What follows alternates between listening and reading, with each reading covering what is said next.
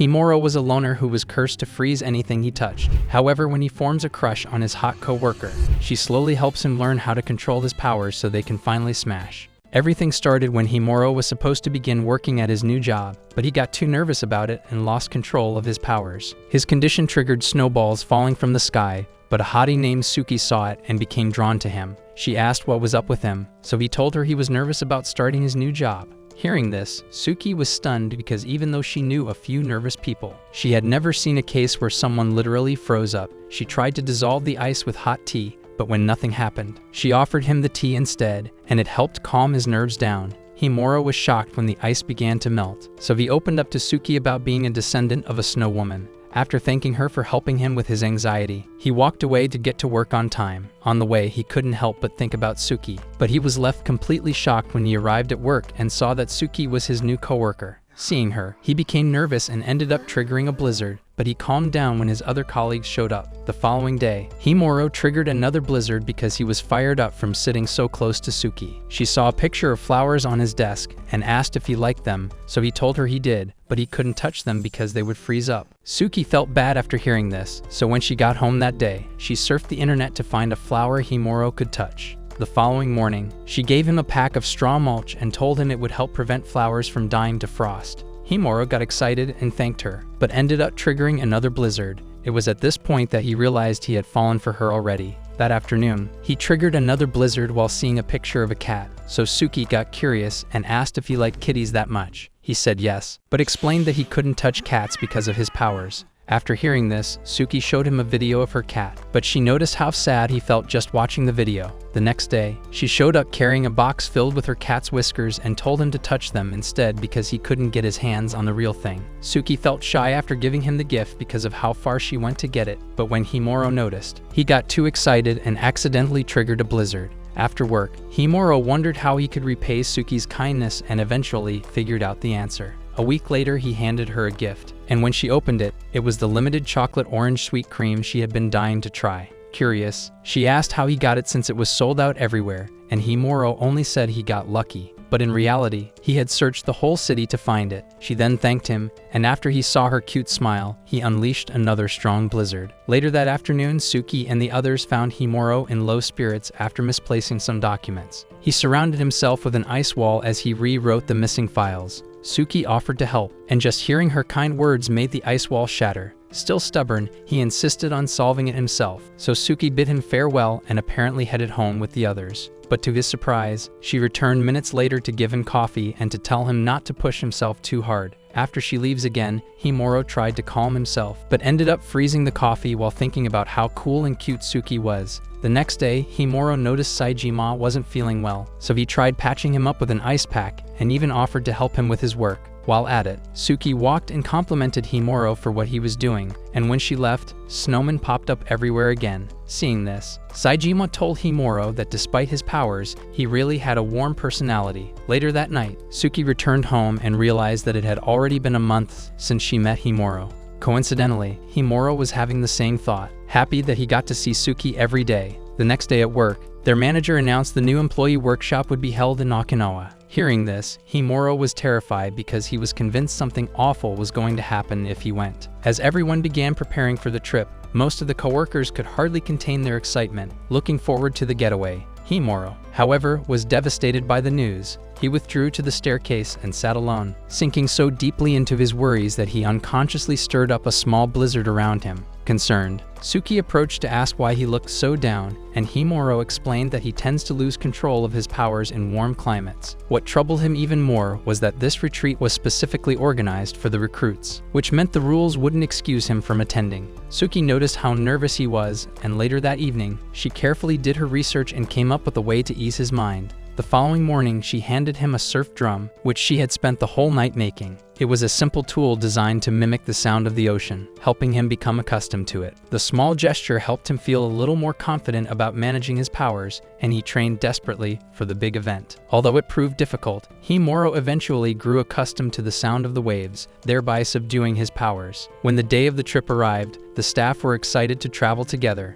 On the bus to Okinawa, Suki checked up on Himuro to see how he was doing and offered him snacks to calm his nerves. Arriving at the destination, the staff got settled and, after a while, completed all the official assignments they had been given. At the beach, the difference in climate hit Himuro hard, as the hot weather was a complete contrast to the icy environment he was used to, and his body struggled to adjust. While Saejima and Komori got into the water, Suki stayed under a shade with Himuro. She asked how he was coping, and he replied that as long as he kept himself out of the sun, he wouldn't melt. He thanked her for the surf drum she had given him, stating that his training with it was the reason he could calmly look at the sea without causing any blizzards. The two talked about their past experiences, leading to Suki handing him a travel guidebook she had made in anticipation of the retreat. Shortly after, Suki got a text from her pet sitter, who sent her pictures of Naimuro. She showed the photos to Himuro, and for some weird reason, he got so excited that he almost transformed the entire beach into an ice hockey pitch. Later, while Himuro was out sightseeing, he stumbled upon a toy shop and started looking for something to buy. Just then, Suki showed up at the same time,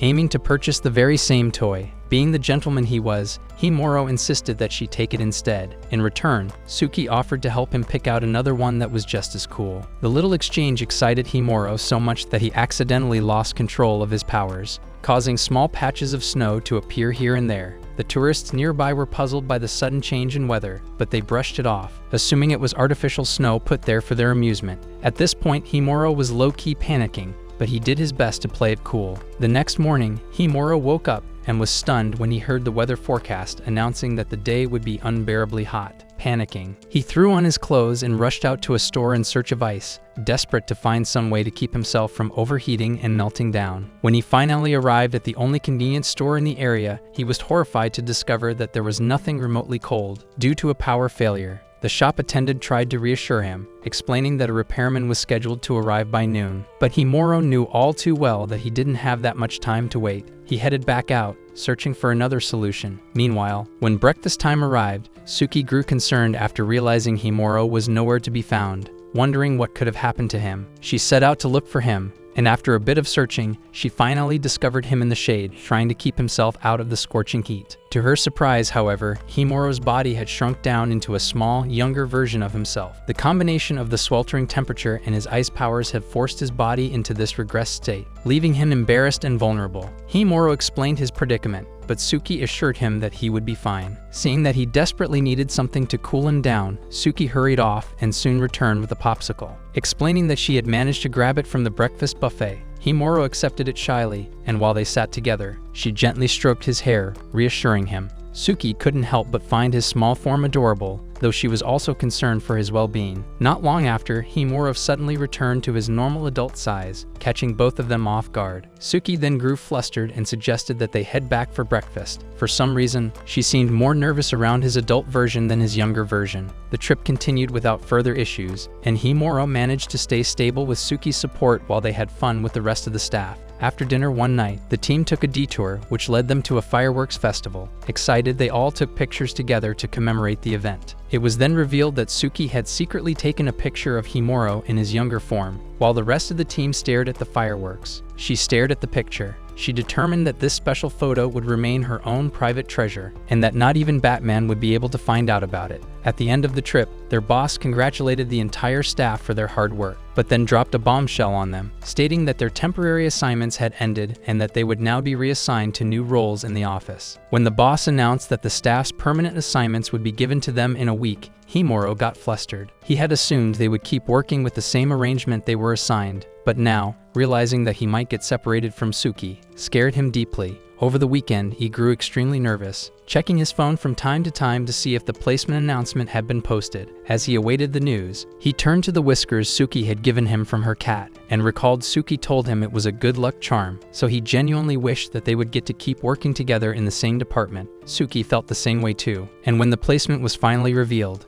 they were thrilled to be assigned to the same department, along with the rest of their friends. The next day at work, Himuro realized that Suki had been assigned to sit right next to him, and he got so excited that he built a snow castle in the office even faster than Princess Elsa during her infamous karaoke night. Later at home, Himuro recalled the recent events and realized that Suki might actually be the GOAT, based on how frequently she had been turning up for him in this season of his life. He decided it was only natural to show his gratitude, but he didn't know exactly how. The following morning, while catching a train to work, he picked up his phone, making sure no one could glimpse his rather unique browser history, and looked up top 10 ways to show a girl gratitude. Then he decided that treating her to a meal wouldn't be such a bad idea. Later at work during lunch break, he eavesdropped on Suki's conversation with Komori, hoping to learn her preferences, but overheard her tell Komori that she wasn't a picky eater. Still bothered, he came up with an idea and listed a series of restaurants, asking her to pick her favorite, but she told him she liked them all. While this should have been good news, it only added to his stress because it left him with too many options on where to take her. He grew more bothered brainstorming for the rest of the day, accidentally freezing his work desk in the process. The following day, Himuro contemplated asking Suki out for dinner directly, but the thought alone made him so nervous that he completely froze up in front of the office vending machine. Suki, who happened to pass by at that very moment, saw him stuck.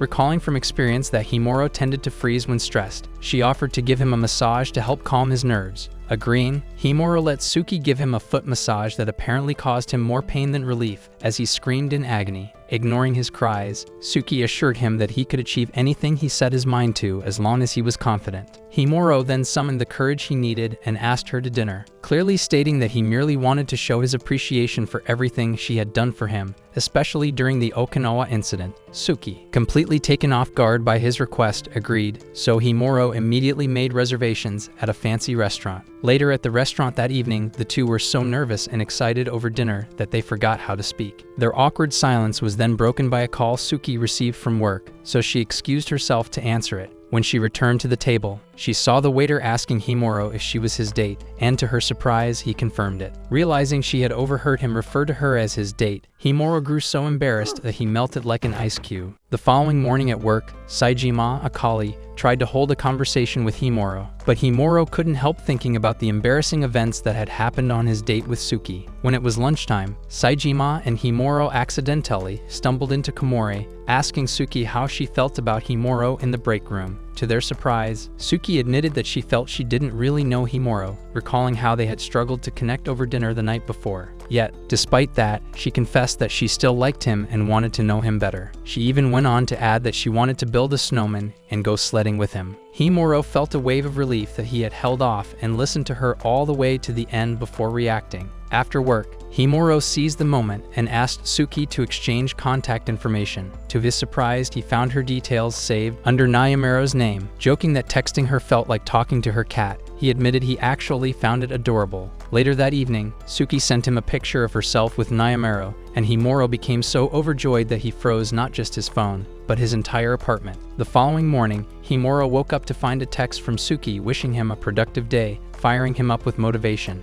Later at work, Suki gently reminded him not to skip lunch, showing him the time on her smartphone. But Himuro noticed in that moment that her lock screen wallpaper was the group photo they had all taken during the employee retreat. He got low-key excited but tried to hide it as he headed out of the office to grab lunch. He eventually realized halfway through that he had forgotten his wallet, so he immediately returned to grab it. Back at the office, he noticed Suki quickly put her phone down, just like how you losers did when your mums caught you gooning. When he asked her about it, she brushed it off, insisting it was nothing. But in reality, she was flustered because she couldn't risk him finding out that her home screen wallpaper was the picture she had secretly taken of him when he shrank down during the retreat. Eventually, Suki decided to tag along and join him for lunch, and on their way, they unexpectedly ran into Katori, Himuro's old friend, who happened to be a descendant of the Phoenix. Katori revealed that he had recently quit his job as an artist and now worked for the company as a salesman. He even showed off some of his unique artworks to the gang for some unnecessary aura points, trying to figure out the reason he left his job. Komori asked if he did it in pursuit of Himuro,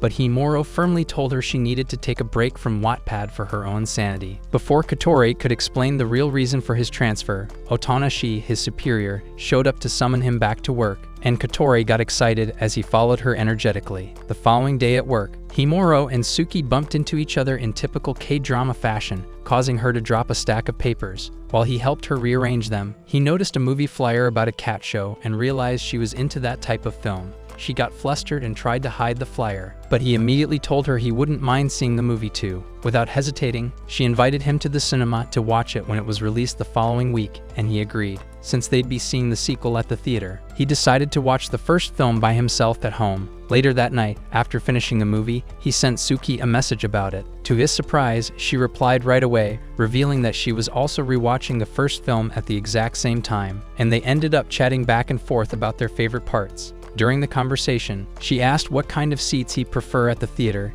and not wanting to seem picky, he told her he was fine with whatever she chose. The thought of going to the cinema with her excited him so much that night that he froze in his bed while sleeping. When the day finally arrived, Himuro and Suki met up and headed to the cinema. Unknown to them, Saejima had also come to the same theater, though to see a different film. He spotted them from a distance before heading into his own compartment. Saejima had planned on spending his day off enjoying a solo movie, but his peaceful outing was cut short when Katori suddenly showed up and plopped into the seat right next to him. Meanwhile, Himuro and Suki had the time of their lives in their theater, with Himuro feeling grateful that Suki was giving him the chance to enjoy new experiences, plus holding on to the hope that maybe one day, he might actually get to clap her as well. When the film reached an emotional scene, Suki cried just like every other youngster in the theater. So Himuro handed her a handkerchief, and she thanked him warmly for it. On the way out, Suki playfully teased him, asking what kind of blizzard might erupt if he ever cried, but Himuro just laughed it off. Since there was still plenty of time left in the day, the two decided to continue their outing at a cafe. The following day, Himuro and Suki discovered they had both been scheduled to work late. Rather than seeing it as a burden, they treated it as a chance to spend more time together and strengthen their bond.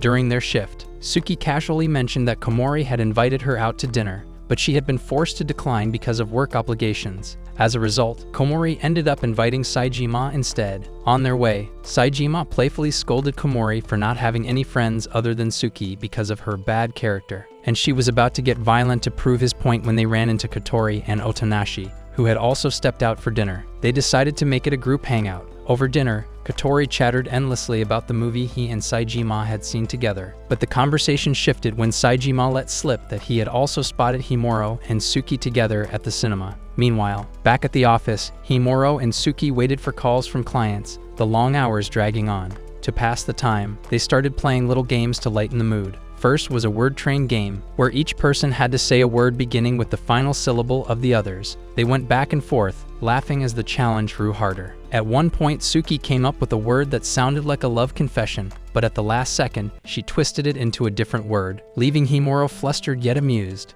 When the word game started to lose its spark, they switched to a drawing game, each sketching something while the other guessed what it was. Both turned out to be terrible at drawing, but it didn't matter. Their laughter and closeness made up for it. Back at the pub, although Saejima admitted he had spotted the pair at the cinema, he claimed he had no idea which film they'd seen. That sent the group spiraling into wild speculation, running through the list of movies playing that day and trying to deduce which one the lovebirds had watched. Their gossip turned into full-on theories about the budding chemistry between Himuro and Suki. Their suspicions only grew stronger when Himuro and Suki surprised them by sending over portraits they had each drawn of the other. Katori got so hyped about Himuro's progress that he nearly lit up the whole restaurant with his phoenix energy, though actual fireworks lighting up the night outside helped carry the excitement instead. Eventually, Himuro and Suki received the long-awaited client calls. Before heading out, Himuro mustered the courage to invite her to a cozy late-night dinner, and to his delight, she happily agreed. Overwhelmed, he accidentally whipped up a snowstorm,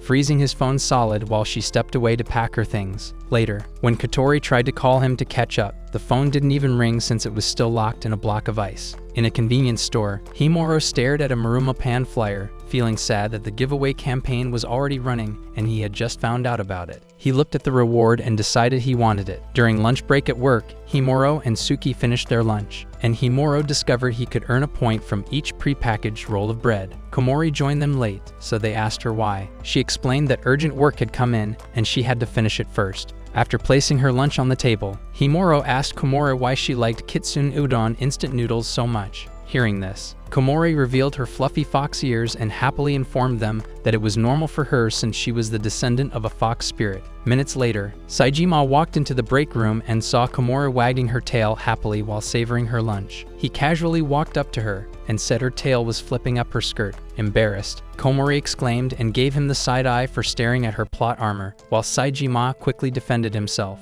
Defeated, Komori rubbed her head and explained that her tail and ears came out whenever she was happy or let her guard down. Confused, he asked why she even hid them, since her true form looked cute. Seeing her reaction, he followed with a low blow, clarifying he meant her tail. Komori sighed and scolded herself for getting worked up over nothing. She pointed at Saejima and warned him he wouldn't let go of his grip if he kept behaving that way. He quickly retorted, and as she continued eating, he noted to himself that he should have worded things better. Back at home, Himuro stared at the flyer. Knowing it would take 2 weeks of consistency to earn the points needed, he decided not to buy them all at once since the deadline was still far. So he stuck with his usual routine, 2 prepackaged rolls per day for 2 points. The next morning, Suki woke up for work, greeted Naimuro, her cat, and went through her morning routine. While eating breakfast, she watched Marumapan's giveaway commercial and noted she only needed a few more points. Meanwhile, Komori woke up grumpy to her alarm and fumbled through her clothes. As she freshened up and got ready, she lamented like a scattered brain for not preparing her outfit the night before. Suki, on the other hand, bid Naimuro farewell and left for work early, while Komori scrambled to put herself together. Suki boarded the train and later met up with Himuro exactly at the time she had texted him. Komori, however, got sandwiched on the train, and by the time she arrived at work, she looked completely exhausted.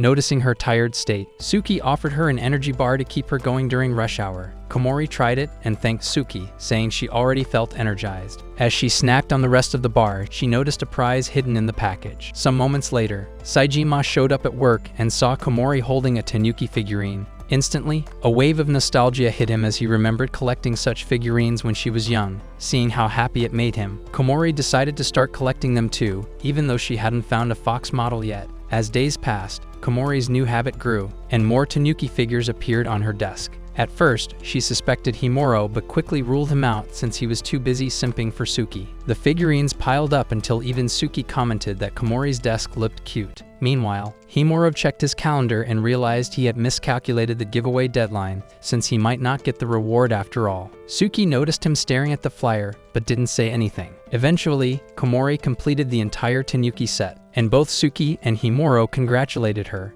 Looking at the last piece, Komori felt a little sad that her secret helper would stop. Suddenly, Saejima walked in with yet another Tanuki figure, only to realize she had already completed the set. He congratulated her, and it dawned on Komori that he was her secret helper. He explained that the hunt would actually go on for 7 sets, and that the next one would include a fox figurine. Overjoyed, Komori thanked him and asked why he was being so nice. Saejima casually replied that it was out of love, stunning not just Komori, but Himuro and Suki too. He quickly clarified that it was out of love for fox figurines, then left the room. Komori still blushed. Meanwhile, Himuro looked at his flyer, realizing he might not get enough points in time. To his surprise, Suki walked up to him and showed him hers. That was when he learned she had also been collecting points. With her help, they had enough to win the reward. Overjoyed, Himuro started a blizzard and proclaimed Suki as his fairy. Days later, after retrieving the reward, Himuro handed Suki the other pair, and she promised to treasure it. His heart soared until Katori stormed into the cafeteria,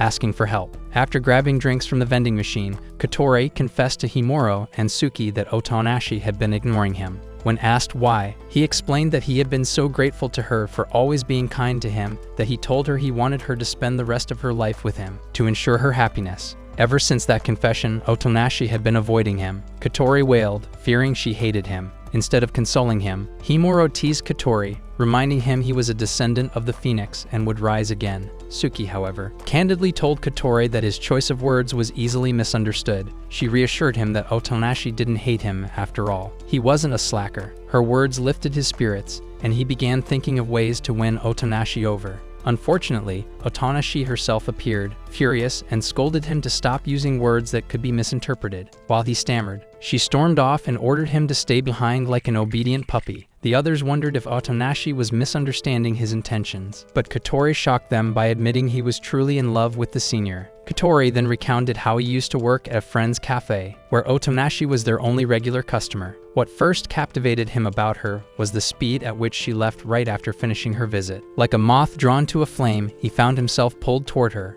Through her, he was eventually recruited into her company, and they began working together. At first, he messed up badly, but the ever-so-stern senior corrected him again and again. Within a short period, he adapted faster than the 8-wheeled divine general. When the company lost a major client, it was thanks to Otonashi's tutelage that he managed to help get them back on track. That day, after being praised for his efforts, he went looking for Otonashi, only to find the stern senior crying tears of joy in private. There, she thanked him for helping her secure the client, and it was at that moment that he decided he wanted to spend the rest of his life with her. Currently, he lamented that no matter how many times he confessed, Otonashi never took him seriously. Suki suggested he try a different method, so he practiced one on her by kneeling and professing his love with the word eternal slipped in. Though it was only practice, Himuro snapped, furious at the display, and froze Kotori solid. To Kotori, that reaction was more than enough proof that his words could reach Otonashi. Overjoyed, he thanked Suki and ran off. Left behind, Himuro grumbled that Kotori was a pain in the neck, but Suki quietly admitted she wished she had gone to the same school as them. Hearing this, Himuro imagined her in a school uniform, and something inside him stirred, which was definitely not the shield hero. Still, Suki smiled and said that right now, they were already having fun. As soon as she walked off, the poor simp whipped up a blizzard to calm his sausage. During work hours, while taking a sip from her mug, Suki glanced at Himuro and said she realized he did not make eye contact with people while having conversations. Himuro sighed and revealed that he found it hard to do. Komori, who happened to be eavesdropping, interrupted Himuro and teased him for having such a weakness. With a mischievous smile, she suggested Suki train him. Suki agreed to this and asked Himuro to look at the bridge of her nose for a few seconds. Surprisingly, she found his gaze to be intense and gave up, admitting she lost like it was a staring contest. Komori, sensing the tension, teased them, and when Himuro quickly excused himself, she called him a sore loser. After walking into the next room, Himuro exclaimed at how cute Suki was, and as a result, he created multiple mini snowmen. He was discovered by the chief, who offered him 2 tickets to Nekami Land. Himuro tried picturing himself with the chief, doing cute things together at the park, and the image scared him. As if noticing Himuro's worries, the chief clarified that he didn't swing that way, and that he simply got the tickets from a client. He saw Suki walk by and asked her to pair with Himuro in visiting Nekami Land. With that, he handed them the tickets and left for his office. Himuro stared at him, noting he was a better wingman than his other colleagues. As he fantasized about going to the park with Suki, he unconsciously started a blizzard. Later that day, Himuro visited the library to learn more about the park. He hoped he wouldn't flop and could learn the skills needed to bag Suki at the park. Meanwhile, Suki informed Nyamero at her apartment about going to Nekami Land on Sunday. She mentioned the nice rumors she had heard about the place and hoped it would be worth it. The next day, Komori noticed Himuro studying the Nekami book guide as if preparing for an exam. As usual, she asked him who he was going with, and he told her it was Suki. Immediately, she concluded it was a date and vouched to act as his guide since she had been there so much that she had been given an annual pass. After hearing Komori yap on about Nekami Land, going into details like an otaku on their limited edition figurine, Himuro felt like a monkey in a den of lions. He quickly left the break room, but Komori continued waffling on the matter. Eventually, Suki picked it up and then asked her if she had a ticket. Realizing that she would ruin their date, Komori turned her down and mentioned she had an annual pass. Oblivious, Suki suggested that the 3 of them go to the theme park. Komori, unable to reject the offer, glanced at Saejima and asked him to come along. Before he could reject it, she rushed over to him and told him silently that she would purr for him as much as he liked. Instantly, he accepted and apologized internally to Himuro. Sunday finally arrived, and the 4 colleagues showed up at Nekami Land. Komori assured everybody to leave everything to her and led the way. Himuro and Suki, who were new to the place, felt the park was too crowded. As Suki looked around, she saw a youngster who looked lost, so she walked up to her. After questioning the lost girl and learning of her circumstances, Suki offered to take her to the Lost People Center. Himuro smiled warmly as he saw how kind Suki was. Meanwhile, Komori, who didn't pay attention to the rest, continued rambling on, and Saejima, who couldn't get his reward out of his mind, finally noticed the others weren't with them. Saejima spotted them but made up his mind to give them some alone time. He then told Komori to go on without them. Worried, Komori asked if it was okay. Saejima, in turn, stared at her closely and asked if she did not like being around him alone. Immediately, she hit him playfully, thinking he was teasing her, but she was unaware of how candid he was. Meanwhile, at the Lost People Center, Suki noticed the girl hiding behind her nervously, so she decided to wait with her until her parents came for her. She told Himuro that they should meet later, but he refused and chose to stay with her. They spent some time playing with the little girl until her parents arrived.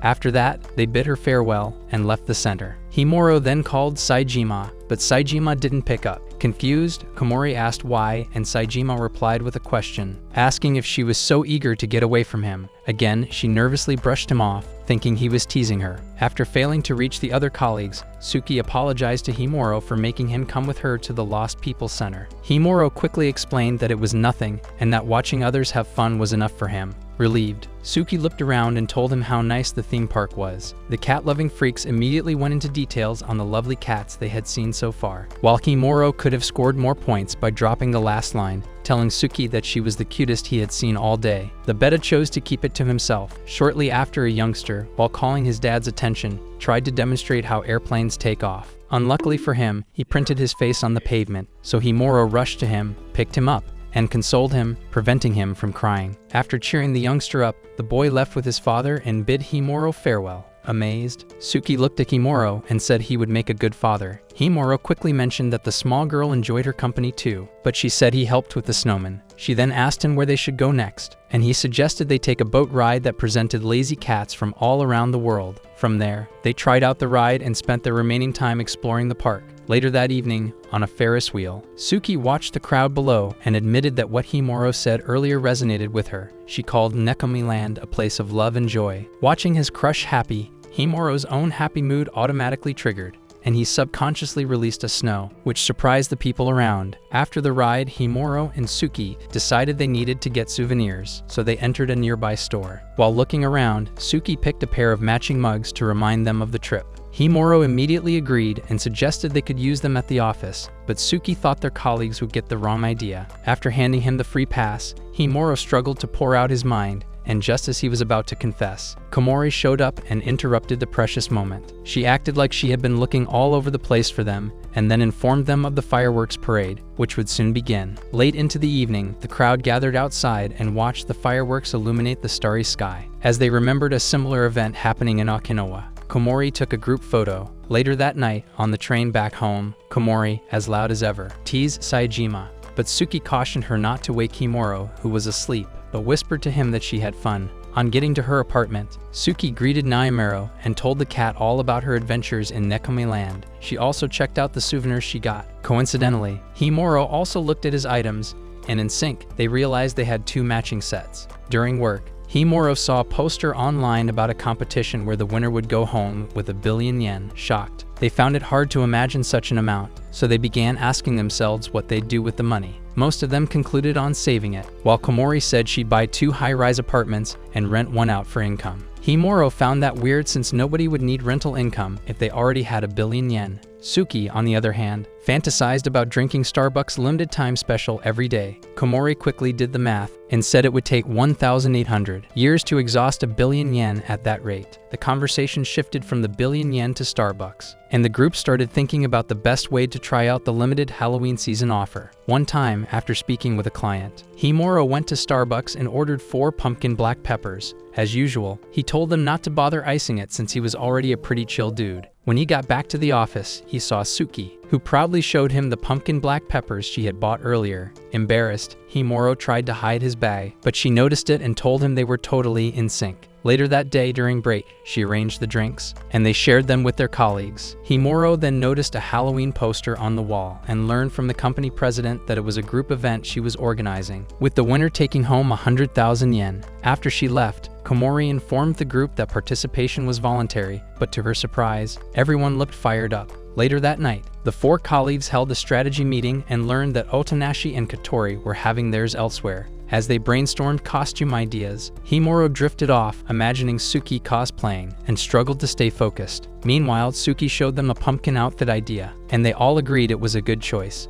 She promised to check the general store in her neighborhood. Himuro offered to help her, but when they got to the store, they discovered the costume was sold out. Reassuring her, Himuro suggested checking other stores. They searched around but couldn't find it, so Suki tried on a vampire costume instead, seeing how good she looked in it. Himuro approved instantly. He then walked her home, and when she poked him in the head for not replying to her earlier trick or treat, he found her cute while she scolded him, watching her as she went inside her apartment. The day of the competition arrived, and right after work, the colleagues started getting ready. Suki, however, was held back trying to finish her tasks. While the others headed to the changing room, they spotted Katori looking gloomy. He admitted he had left both his and Otonashi's costumes at his place, which would take over an hour to retrieve, not even counting time to change. Komori suggested he just appear plain, but Saejima quickly pulled up a costume online that could easily be replicated. Encouraged, Katori came up with an idea, but then the president showed up and reminded them she preferred monstrous looks. Suki texted that she was on her way, and once she learned of Katori's dilemma, she suggested something creative. With teamwork, they managed to pull together costumes, and minutes before the event,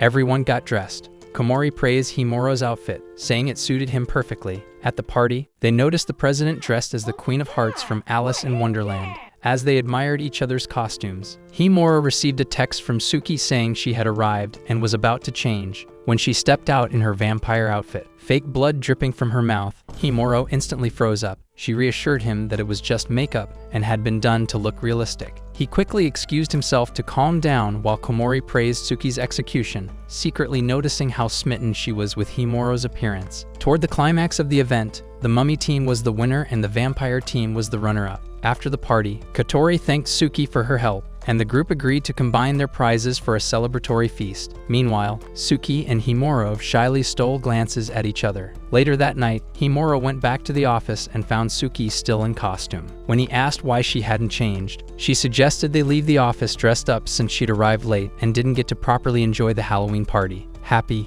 Himura agreed. As they walked home together in their costumes, they spotted a group of people wearing the pumpkin outfits they had worked so hard to find. They laughed together and walked off into the night. During Christmas Eve, Himura saw a snowfrost earring and bought it with the plan of giving it to Suki as a present. The next day, the colleagues went to a ski resort. Himura was excited to try it out with Suki, so he lowered the icy temperature even further. A week earlier, Komori had shown Suki a prize contest, which she won. She then invited Suki to ski with her, but Suki turned her down due to skill issues. Adamant, Komori encouraged her to try new things, and after listening to her, Suki agreed. That morning, Himura showed up, and once Komori learned he could ski, she asked him to teach Suki. When Saejima arrived, Komori concluded that they'd spend Christmas skiing. Presently, after Himura confirmed Suki was ready to go, he started a blizzard. He then tried teaching her the basics, but failed miserably by using weird terms and not actually explaining what to do. Komori had to take over, and with proper guidance, Suki caught on quickly. In no time, she skied like a pro. Amazed, the others commended her, while Himura acted like a doting mother watching her baby take its first steps. Right after, Komori suggested they head for the slopes, and Saejima told them the lodge above served great curry,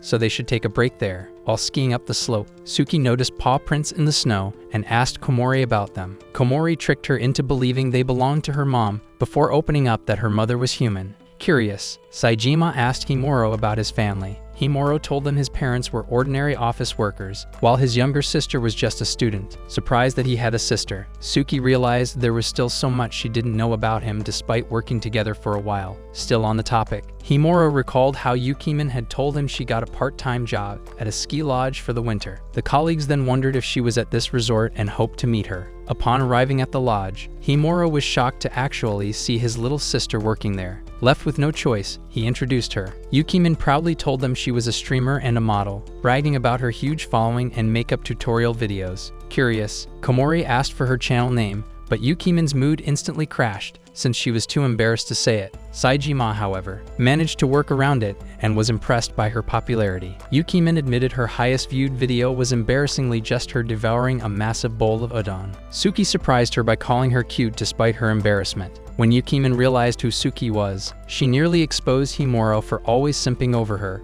but Himura quickly stopped her. Mad at him, she switched over to Suki and worriedly asked if her brother had caused her any trouble. To her surprise, Suki praised Himura, calling him reliable and even mentioning how he taught her how to ski. Impressed, Yukimin stared at Suki for a while and noticed her eyes were the same color as her brother's. Entranced, Yukimin started a blizzard, hugged Suki, and blurted out that she loved her. Himura had to rush over and pull her off. Later that evening, they all gathered for takoyaki to celebrate Christmas. As Suki prepared the grill, everyone dressed in their Christmas outfits. Worried, she asked Himura if the heat wouldn't bother him, but he told her he loved takoyaki. Leaning closer, she whispered that she'd give him extra toppings. Flustered, he unleashed a blizzard. When the octopus balls were ready, the group dug in while drinking alcohol. They eventually ran out, so Himura followed Suki outside to buy more. On their way, he asked about Nayamero, and Suki told him she had hired a sitter. walking toward a large Christmas tree. Himuro finally mustered the courage to give her the present he bought. Suki opened it and found a blanket. Surprise, she told him she hadn't gotten him anything. Shy, Himuro explained that he bought it because he's always causing blizzards in the office. She smiled and told him the blizzards didn't bother her at all, because whenever she was with him, she strangely felt warm inside. Himuro thanked her, and when she asked why, he simply told her he just felt like saying it. She thanked him back, and the two stood together under the Christmas tree. Later that night, Saejima and Komori noticed Suki and Himuro had been gone for quite a while. The next day, as they headed back to Akasuka, Himuro remembered the snowflake earrings he had originally planned to give Suki.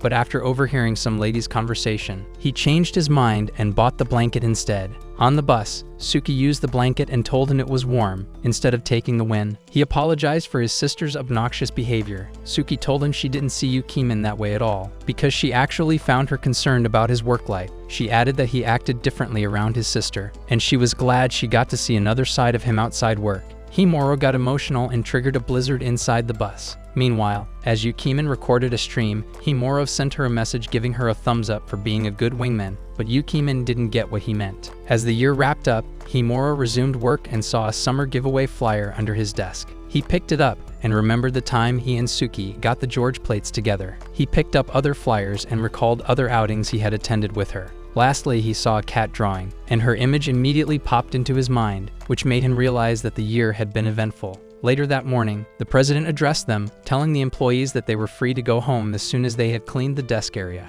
While at it, Suki conversed with Himuro and learned that their president seemed tired a little earlier because she was a Nerarian descendant, which was a nocturnal creature by nature. This was because she had burned out all her night partying energy during Christmas. As Suki handed Saejima the gathered documents to shred, she noticed the cat drawing on Himuro's desk, so she asked him if he wanted to get rid of it. He immediately rejected the idea while subconsciously lowering the temperature around him into negatives and vowed to pass down the paper to his descendants. They stared keenly into each other's eyes, but Komori teased them, causing them to become aware of their surroundings. Later that evening, after work, Himuro and Suki left the office. On their way home, Himuro tried warming his hands, saying they felt cold. It surprised Suki since he was a Shiryuki descendant. Concerned, Himuro asked Suki why she wasn't wearing gloves, and the cool colleague told him a superstitious adage that denoted her warmth. Himuro earnestly called her a very nice person, and as a reward, she chose to share her warmth with him by holding his hands. Instantly, Himuro caused snow to fall, but a bystander ruined their lovey-dovey session by pointing to her guardian and telling them about the pair holding hands. They immediately untwined their hands and stood next to each other.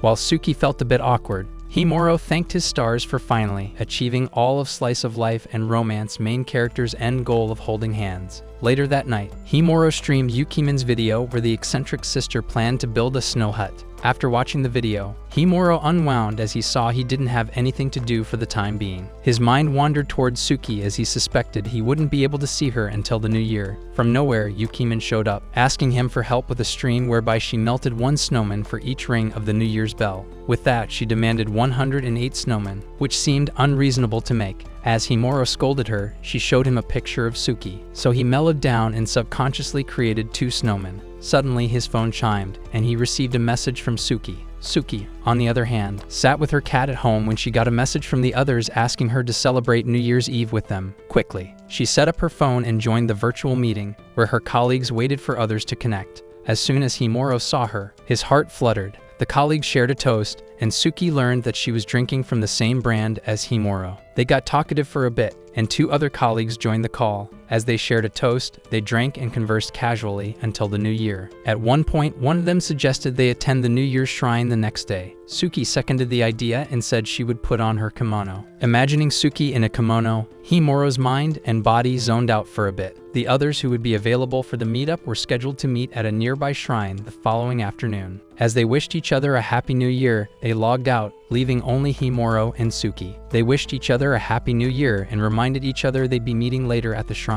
After the call, they both looked forward to working with each other. The next day, Himuro waited for the others at the shrine, and after a while, he tried his luck by pulling a fortune paper, but he drew the worst luck possible. After several trials, Himuro woke up and learned it was a dream. Yukimin quickly urged him to meet with his friends, or else he'd be late. Shortly afterwards, he arrived at the venue and met his colleagues, all dressed in their kimonos. Then he saw that Suki hadn't arrived. A few minutes later, she pulled up in her kimono, wishing them a happy new year. When Himuro saw her, he nearly caused a blizzard. Shortly after, they walked into the temple and Katori, the free-spirited collie, rushed off to try some takoyaki. The others followed him, leaving Suki alone with Himuro again. As they walked around the temple, someone bumped into Suki, causing her to fall, but Himuro quickly caught her in his arms. They locked into each other's eyes like characters from a C-rated Asian romance movie. Embarrassed, they created a little space, but unfortunately, a youngster ran through. Forced to act, Himuro held Suki so they wouldn't get separated. After a while, the others caught up with them and noticed how red Suki and Himuro's faces were.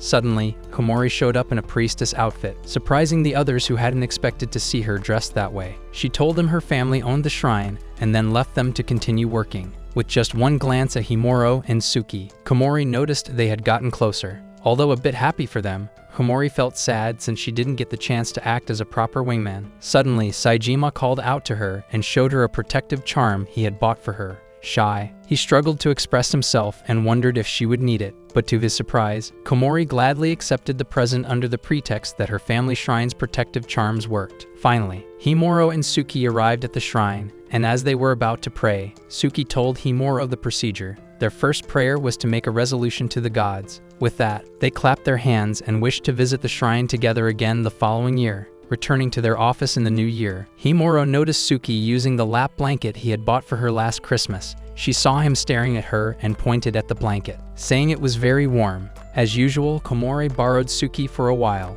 and as Himuro watched her walk away, he noted that Suki's birthday was fast approaching. He then recalled buying frosty earrings some time back, but after overhearing some girls talk about how pushy it feels to buy gifts for females they weren't dating, Himuro ended up keeping the gift. Currently, the present sat in his drawer, and he made up his mind to hand it to her. Days later, at work, rain poured heavily, affecting Otonashi and Katori, who were on the sales team. They informed the others that the train station had stopped working due to the downpour. Worried, they thought of how to get home, so Komori suggested staying at the business hotel near the station. The girls immediately agreed, and they asked Suki how she would manage to feed Naimuro, her cat. Suki informed them that she had an automatic feeder at home. On the guy's side, Katori suggested they stay over at his place since it wasn't far from work, so the men agreed. Later that night, Saejima and Katori played games while Himuro sipped beer as he wondered how Suki was faring. He also thought of what she might be planning for her birthday. Meanwhile, at the hotel close to the train station, Komori cowered in her blanket at the sound of thunder.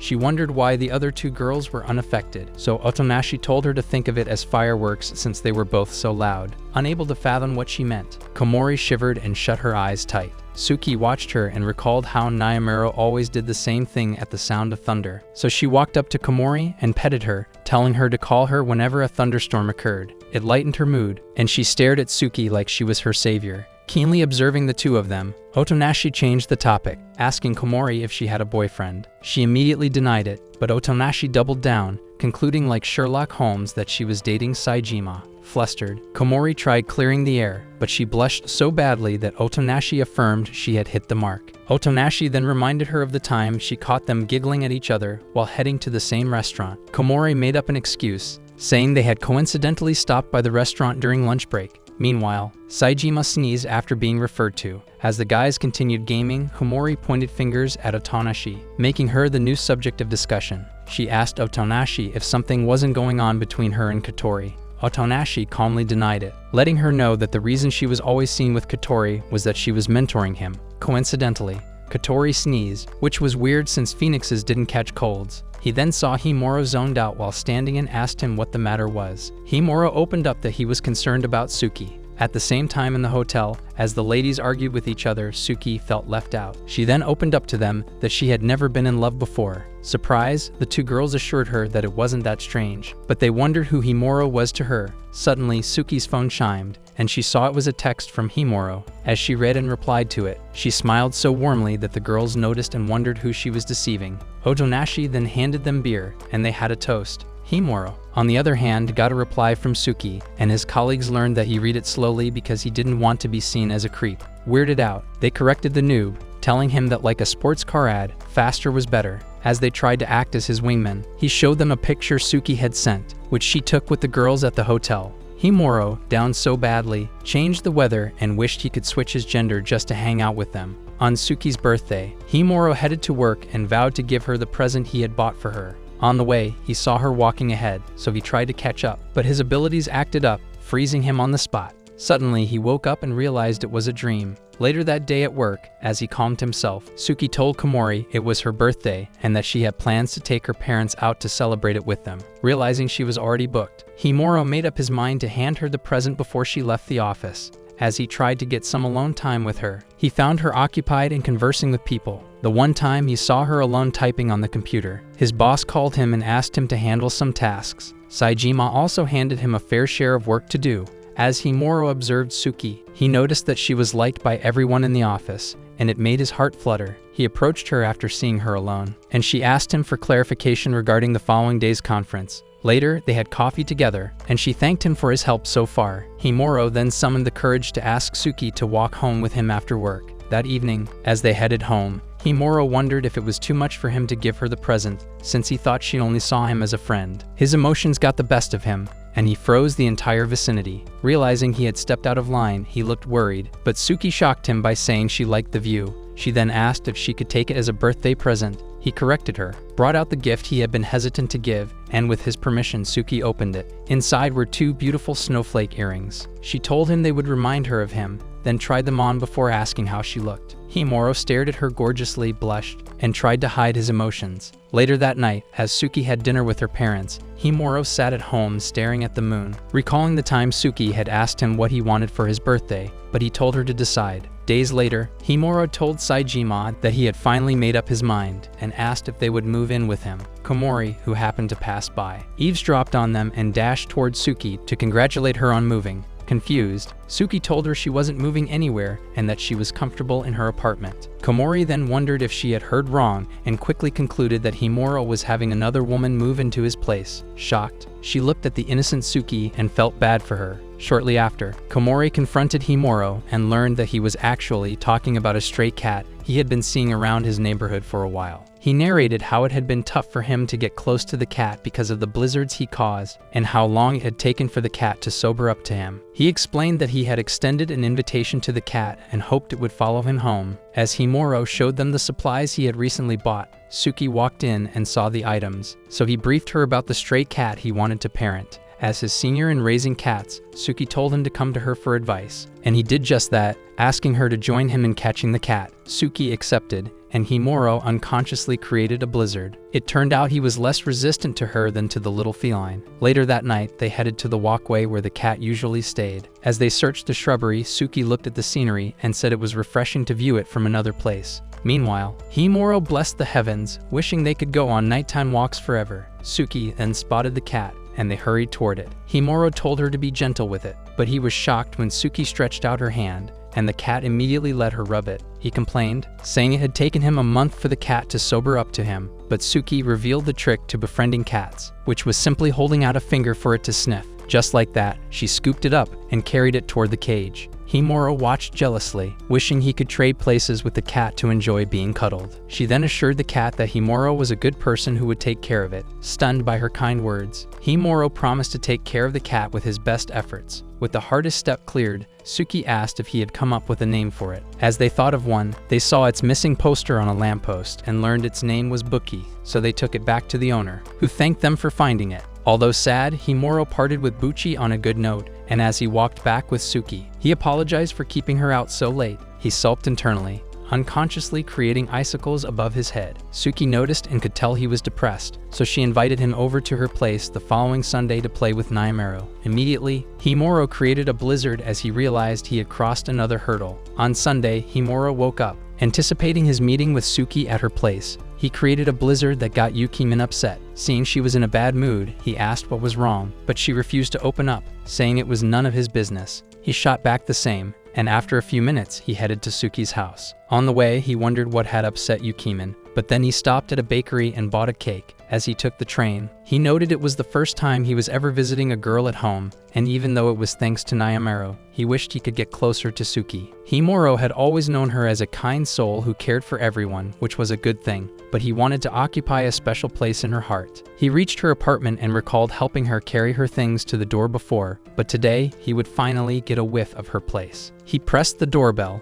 and Suki immediately showed up holding Nayamaro. Upon spotting the cute cat, Himura's blizzard went off, but he quickly controlled it and introduced himself to the black feline. She let Himuro in, and after experiencing what it felt like to step into a lady's place, he made the entire room glitter. Unknown to her that she was the real reason behind his technique, she assumed it was because of the cat. He handed her the cake and then sat in the living room, trying to control himself from ruining the perfectly arranged space. Suki then showed up with a new set of cat toys and tried to get Nayamaro to play with them, but the cat simply went for the box instead. Since they couldn't force the cat to play, Suki offered to serve the cake Himuro had brought. He followed her into the kitchen to help out, and in the process their hands touched. They awkwardly stared at each other until Himuro apologized, but Suki told him she wasn't avoiding his hands. Surprised, he waited for more explanation, but just then the doorbell rang and Yukimin showed up, ruining the perfect mood. The siblings were shocked to find each other at Suki's place, and Himuro realized that was why Yukimin had woken up earlier than usual that morning.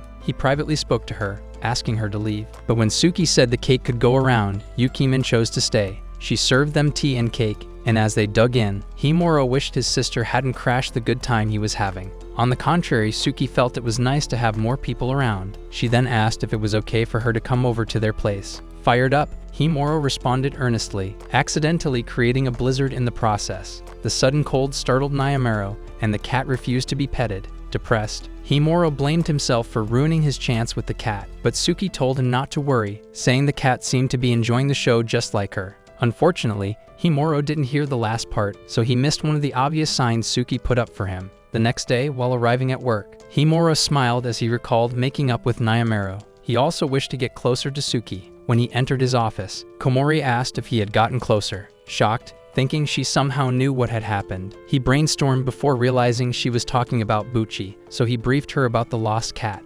Sensing the initial misunderstanding, Saejima probed Himuro further to open up, and as he tried denying what happened over the weekend, Suki walked into the office and saw them teasing him. She noted that they were all getting along. At the train station, Himuro waited for Suki, who upon arrival, apologized for being late. Rather than being offended, he popped out little snowmen far greater than his chances of popping cherries. He tried hiding his cold, but then he sneezed, plummeting his aura points. Since they had time before the bullet train arrived, they decided to buy lunch. After rummaging through the lists, they settled on a mini octopus pot. Suki told him they'd have a matching set, and he realized it would be the third matching item they had. He jubilated internally before remembering they were going on a business trip. Later on the train, Himuro recalled his boss appointing him and Suki for the trip. Because they'd have to sleep over, his emotions got the best of him, and he nearly buried the Buddha descendant in snow. Currently, he vowed to make good use of the business trip and not disappoint his boss. Himuro then confirmed from Suki that it was the second time she'd left Nayamaro all alone,